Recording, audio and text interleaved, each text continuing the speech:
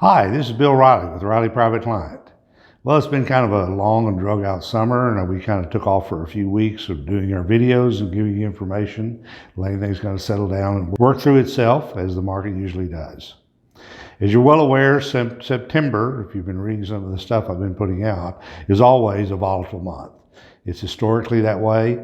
There's all kinds of reasons for it, and I'm not going to get into that right now, but it does it. Every year we go through this. Is it good or bad? Who knows? But it sometimes can be a precursor to some more volatility in October. However, as good as the economy is being, we may not get that.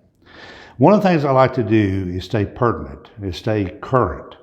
And I'm going to give you some examples of the conversations I've had with clients this week and prospects who are starting to move money into the firm. Here's an interesting point, and the question is, why is there nearly $10 trillion earning nothing in savings accounts? Good question. According to Bankrate, which is the one that publishes all the rates for banks, the average interest rate on a savings account right now is 0.06. Not 6%, but 0.06. Very, very low. Using the handy rule of 72, what that means, it would take 12,000 years to see your money double at that rate of return. Now, unless you know a friendly vampire and you want to live that long, you got a long way to go. And that's one of the questions I always ask people. Now, I had two clients, or two prospects we were working with, and they decided they had a lot of cash been sitting on it. And that's the way it always goes in this world. They should have invested, back in 2020 in April, but they sat on cash, got scared, and now they're wanting to get back in. And that always scares me a little bit because that could cause a market top. But let me kind of tell you what their theory was. Let's say they had $500,000, okay? They said, well, we want to give you $350,000 to invest, but I want to keep $150,000. Think about that for a minute. If I only made 5% on that $350,000 investment over the next year, and they're only making 0.06%, I did a heck of a job. But they're scared, and we'll talk about that. Now, the U.S. stock market is worth somewhere around $50 trillion. So the amount of money sitting in cash is pretty meaningful. That's a lot. It's higher than I've ever seen. It's more than what it was before the pandemic. So there's something not adding up here, and that's one reason I think the market may be set up for some minor corrections, which it normally does, maybe 5, maybe 10% downward. But with all that cash sitting out there, I don't think there's much more than that. Here's the biggest reason we have $10 trillion earning nothing or next to nothing in savings accounts. Risk appetite.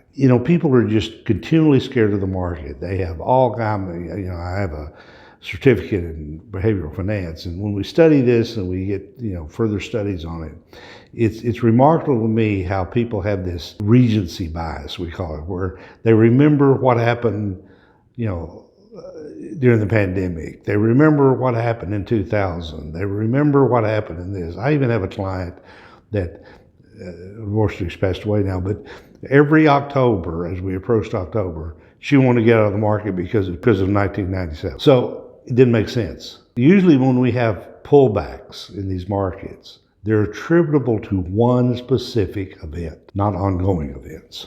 Risk appetite is something we work with here because we have a program called Riskalyze where we can you answer a bunch of questions, and then we run your profile through and we come up what you think is an acceptable risk for you, and you feel comfortable with it. The other part is the reason there's a lot of cash, there's not a lot of good alternatives.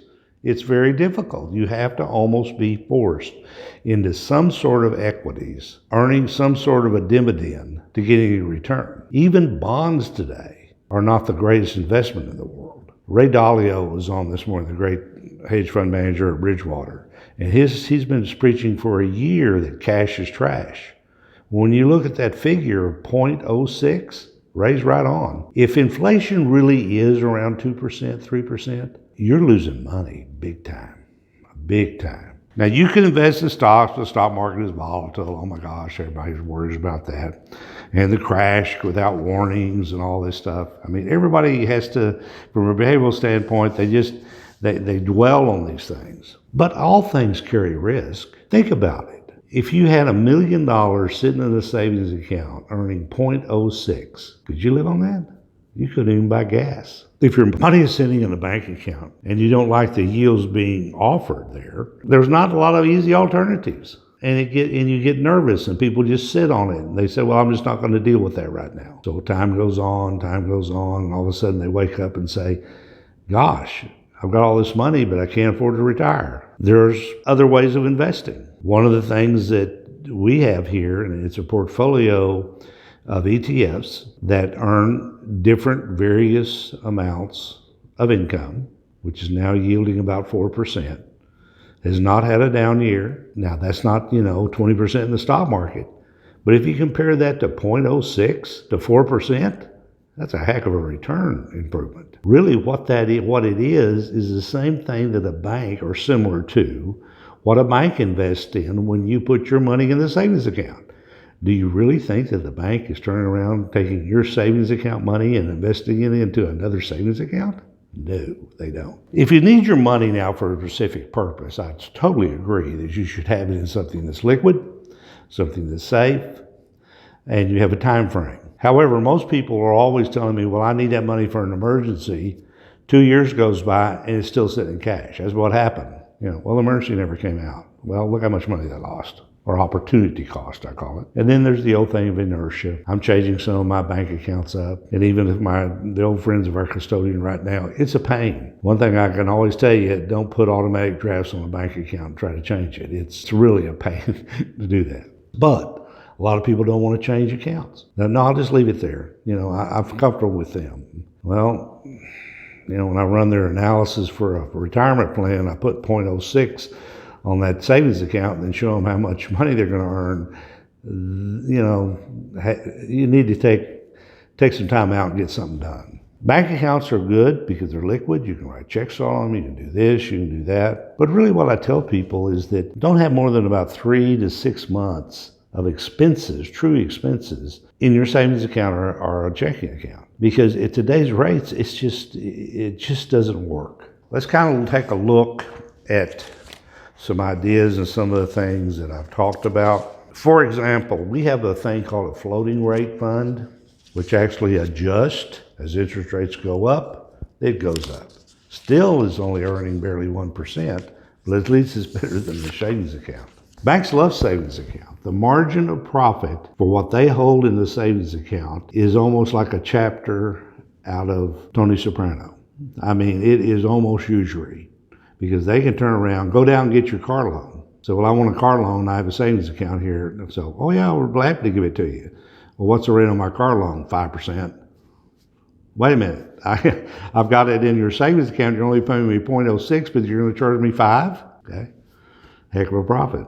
Some of the other things we've looked at in trying to create income streams, because it's very difficult for retirees right now. I mean, it's a challenging job for me, is have a broad diversification of income producing type investments. They can range from everything to good old dividend stocks. They can be high yield stocks. There's what we call the super dividend stocks. For example, Microsoft last night is raising their dividend by 11%. That doesn't sound like much, but compared to 0.06, and if you're scared of buying Microsoft, I really don't know how you're going to cope with the coming problems we're facing, because we have taxes going up. We have inflation going up. We have a lot of things in the economy that we're facing that is going to be pretty tough with people that are just sitting in cash at 0.06. So let's move on to a brighter note. One of the things I'm going to be doing is a new book came out. As you know, I'm a true academic. I spend a lot of time researching things, going through things, getting more credentials behind my name. Dr. Fow at the American College took him about 7 years to write this, and it's called the Retirement Planning Guidebook. So what I'm going to offer is this. If you'll sign up, we're going to start doing some events on this. Now, this is a very complicated book, and it goes through each area of retirement. Everything from basic retirement planning to housing to health care. It touches on every part of the retirement planning problems that we are facing right now and gives some solutions to it. So it's not only just a handbook, it's kind of a guidebook of what you should be doing and the tests that we're going to be going through. So what I'm going to offer you is this, and Carolyn will put this out on there. If you want to sign up, we're going to start having some small group studies of retirement. Now, we're not going to be doing the good old Social Security, how to claim your Social Security and all that kind of stuff. Social Security will be covered, but we're going to cover everything from reverse mortgages to HELOCs to all kinds of things that you can do to secure your retirement, because it is a challenging problem today. So if you want to do that, she'll have the number. You'll be able to send an email to us, and we'll be getting out some dates that we'll be having some small get-togethers. Now, these are not fancy dinners. We'll have some, gourmet coffee and cookies, but a real workshop, I call it, on retirement planning. And we'll start going through these chapters. There'll probably be maybe 3 to 4 of these meetings. Or if you want to come in and just see me directly, you'll get a free copy of this book, and we'll be able to work through it together. So we're looking at an interesting fall. A lot of things are moving around. There's a lot of political things out there that are concerning me deeply, and it's something we're going to have to adjust to and find ways around, or find ways to invest our money prudently. So I'll go ahead and sign off now. Appreciate you listening. I hope this is helpful. And please send me your questions, send me your comments, and I want to be able to help you in securing a strong and enduring financial future. Thanks again. Bill signing off.